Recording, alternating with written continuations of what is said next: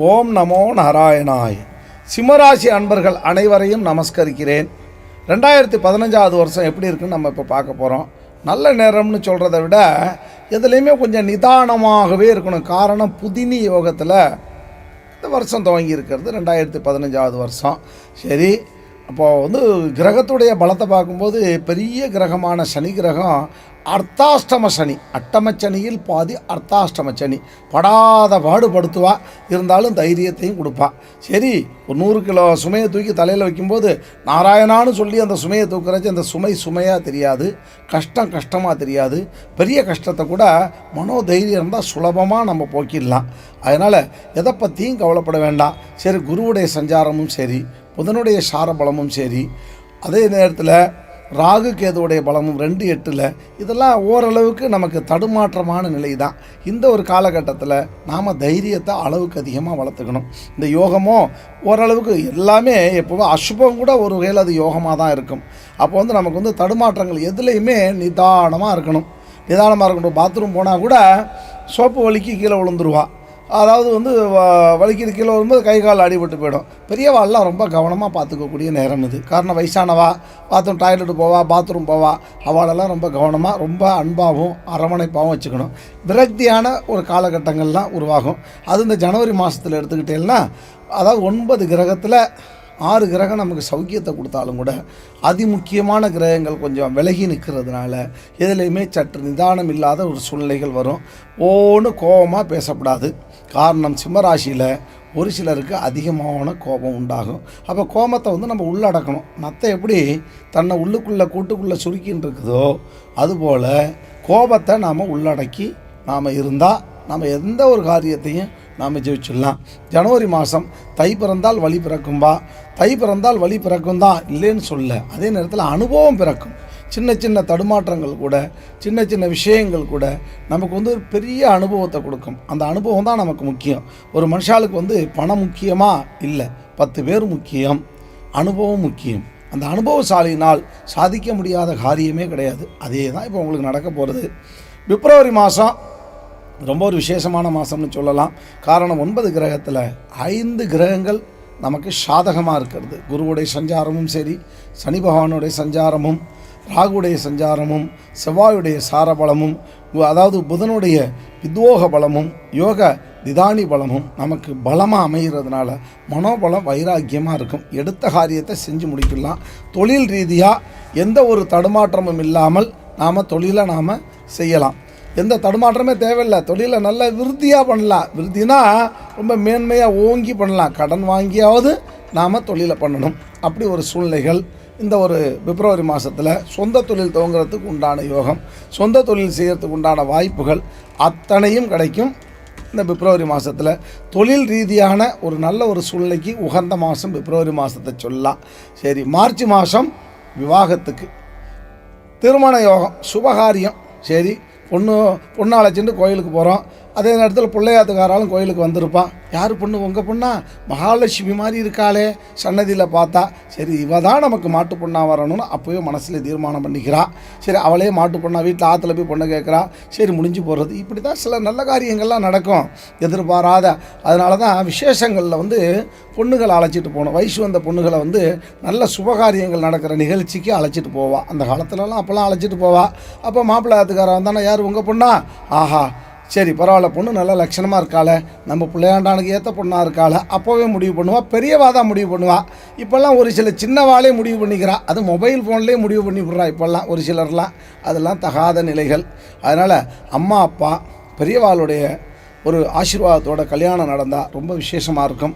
அதனால் இந்த ஒரு சூழ்நிலைகள் நல்ல ஒரு விசேஷமான நேரம்னு நம்ம சொல்லலாம். இந்த மார்ச் மாதம் எல்லா வகையிலையும் ஒரு உறுதியான மாதம்னு சொல்லலாம். அப்போ உறுதிங்கிறது தடுமாற்றமான நிலை வராது. உறுதியாக எந்த ஒரு காரியத்தையும் நாம் செஞ்சிடலாம்.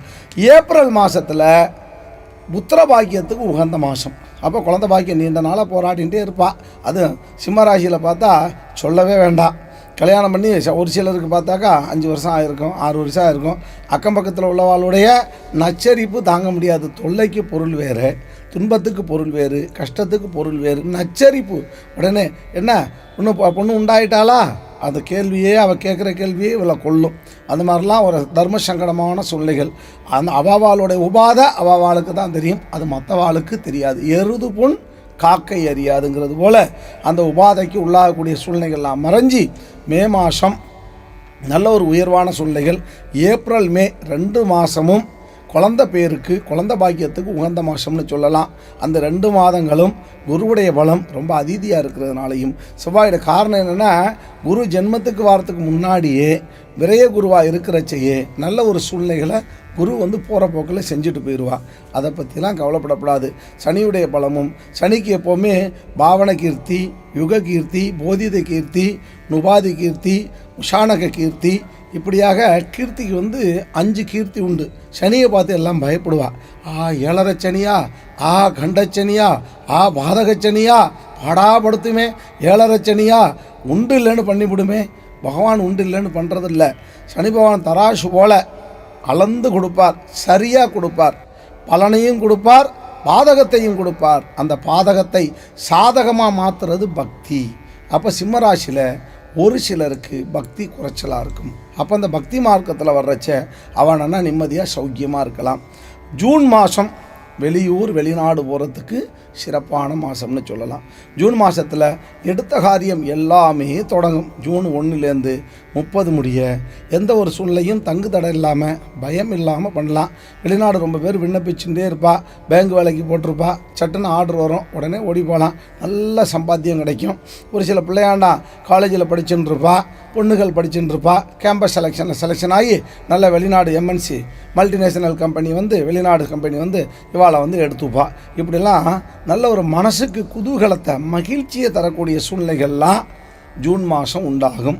அதனால் வேலை வாய்ப்புகளாக இருக்கட்டும், எந்த ஒரு நல்ல சூழ்நிலைகளாக இருக்கட்டும், வெளியூர் வெளிநாடு பிரயாணங்கள்லாம் ஜூன் மாதத்துக்கு உகந்த மாதம். ஜூலை மாதம் கலைத்துறையை சார்ந்தவாளுக்கும் சரி, வியாபாரிகளுக்கும் சரி ரொம்ப உத்தமமான மாதம்னு சொல்லலாம். ஜூலை மாதம் கொடுக்கல் வாங்கல், ஸ்பெக்குலேஷன், எங்கே போய் தேடி போனாலும் கடன் கிடைக்கும். சரி, நமக்கு லாபம் மிஞ்சில்லைன்னா கடனாவது கேட்டால் கிடைக்குத, அது மட்டும் நம்ம சந்தோஷப்பட்டுக்கணும். கடன் கிடைக்குத, ஆற்றுக்காரி ஏதாவது சேமித்து வச்சுருப்பா. என்னம்மா வச்சுருக்க? ஒரு 10,000 ரூபா சேமித்து வச்சுருக்கேன், நீங்கள் கொடுத்ததில் கொஞ்சம் கொஞ்சமாக சிறுக வச்சுருக்கேன், அதை நீங்கள் எடுத்துகிட்டு போங்க அப்படின்னு சொல்லி மனமும் கொடுப்பா. அதை நம்ம மனசோடு நம்ம வாங்கிக்கணும்.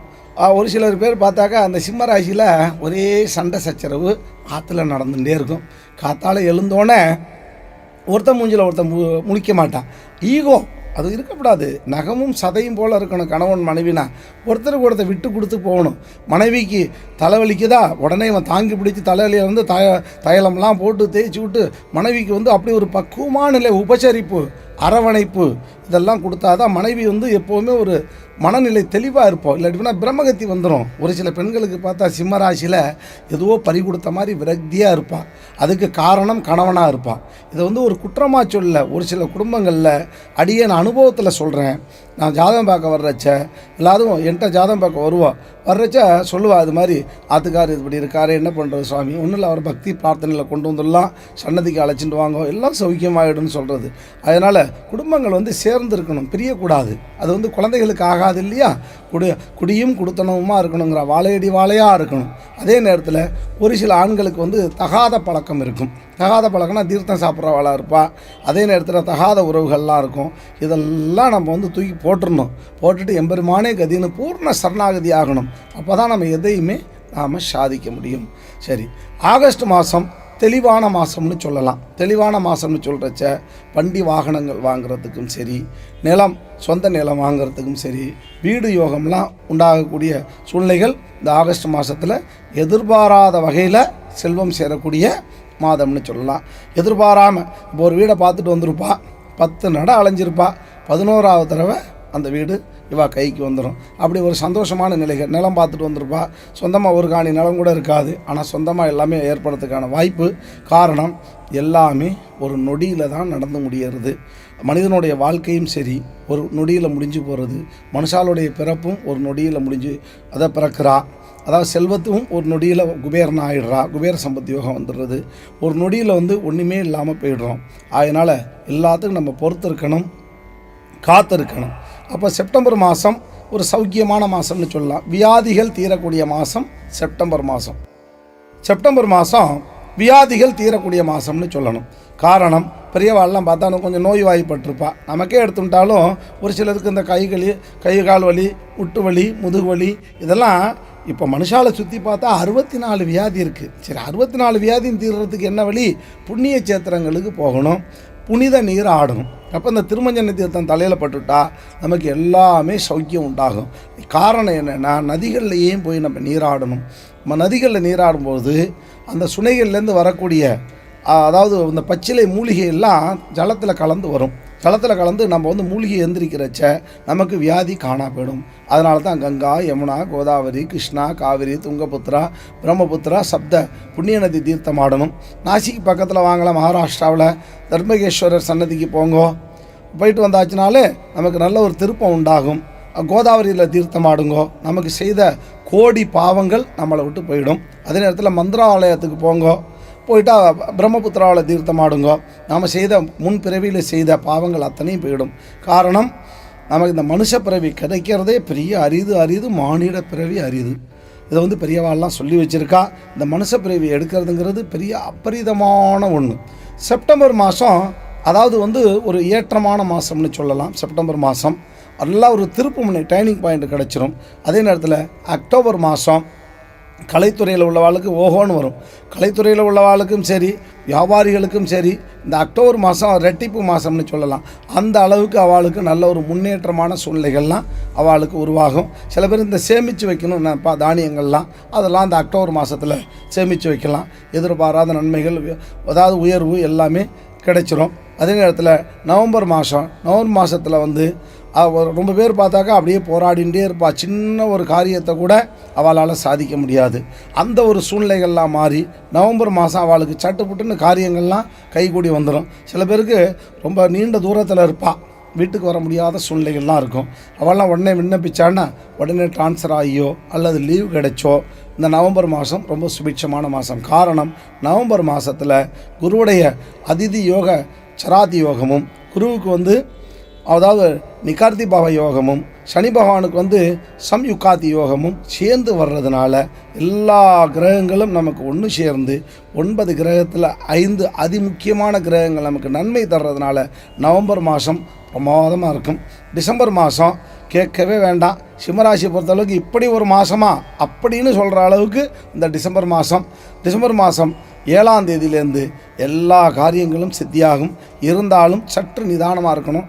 வண்டி வாகனம் வாங்குறவாலாம் கொஞ்சம் பார்த்து வாங்கிடலாம். டிசம்பர் மாதம் 7ஆம் தேதிக்கு மேலே டிசம்பர் 31க்குள்ளே எல்லா காரியமும் சித்தியாகிடும். பழைய வண்டியை வச்சு டுருன்னு தள்ளி சில பேர் ஓட்டின்னு இருப்பா. அங்கங்கே அது நின்று போய் நம்ம வந்து ரொம்ப கஷ்டப்படுத்தும். சில பேர் வண்டியை தள்ளியே கை காலெலாம் வலிச்சு போகும். அவள்லாம் அந்த காரெல்லாம் கொடுத்துட்டு புதிய கார் வாங்கிடலாம். இப்படி ஒரு நல்ல சூழ்நிலைகள், மகிழ்ச்சியான நிகழ்வுகள் எல்லாமே டிசம்பரில் நடக்கும். உங்களுக்கு இந்த 2015 வருஷத்தை பொறுத்த அளவுக்கு 69%, 2015 69% நன்மையே நடக்கக்கூடிய வருஷம்னு சொல்லலாம். சாமிஜி, சிம்மராசியில் அப்பா பிள்ளைங்க அடிச்சுக்கிறாங்க, பிடிச்சிக்கிறாங்க, அந்த மாதிரி ஒரு பிரச்சனை வருது. அது ஏன்? அப்புறமா இவங்க அதிகமாக கடன் தொல்லையில் போய் மாட்டிக்கிறாங்க, நிறைய கோபம் வருது. இதெல்லாம் எதனாலன்ட்டு?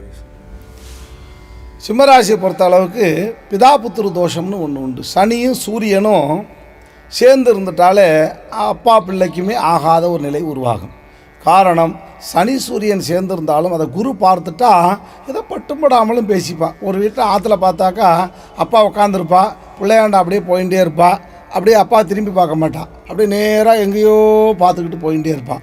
எது கேட்டாலும் அம்மாவை கூப்பிட்டு கேட்பா, அம்மா எனக்கு காலேஜ் ஃபீஸ் கட்டணும், பணம் கொடு. சம்பாதிக்கிறது அப்பா, கொடுக்கறது அம்மா. ஏன்னா அப்பா கூட கொஞ்சம் பேச மாட்டா. அந்த பேச்சுவார்த்தைகள்லாம் கொஞ்சம் தடுமாற்றமான நிலைகளை கொடுக்கும். இது வந்து பிதாபுத்திரு தோஷம்னு பேர். இது வந்து சனி வந்து சூரியனோட சேர்ந்து இருக்கக்கூடாது. சனிக்கு 7ல் சூரியன் இருக்கக்கூடாது. சனியும் சூரியனும் சேர்ந்துருக்கிறச்ச பாவகிரகங்கள் பார்க்கக்கூடாது. அதனால் இந்த பிதாபுத்திரு தோஷம் உண்டாகிடும். அந்த பிதாபுத்திரு தோஷம் உண்டாகிறதுனால ரொம்ப மனக்லேசங்கள் உண்டாகும். இதனால் அம்மாவுக்கு ரொம்ப தடுமாற்றம். அம்மா தவிச்சு போவா. ஆத்துக்கார் பக்கமும் பேச முடியாது, பிள்ளையாண்ட பக்கமும் பேச முடியாது, புள்ள பக்கமும் பேச முடியாமல், வீட்டுக்கார் பக்கமும் பேச முடியாமல் அப்படியே தவிச்சு நிற்பா. அதே அவளுக்கு பெரிய தலைவலி, அதுவே அவளுக்கு வியாதியை உண்டு பண்ணிடும். இப்படிலாம் சில தடுமாற்றமான சூழ்நிலைகள்லாம் இந்த சிம்மராசியில் வந்து அதிகம்னே சொல்லலாம். அது மட்டும் இல்லாது கடன் உபாதைகள் ஒரு சிலருக்கு வந்து சேர்ந்துருச்சுன்னா ராத்திரிக்கெல்லாம் தூங்க முடியாது.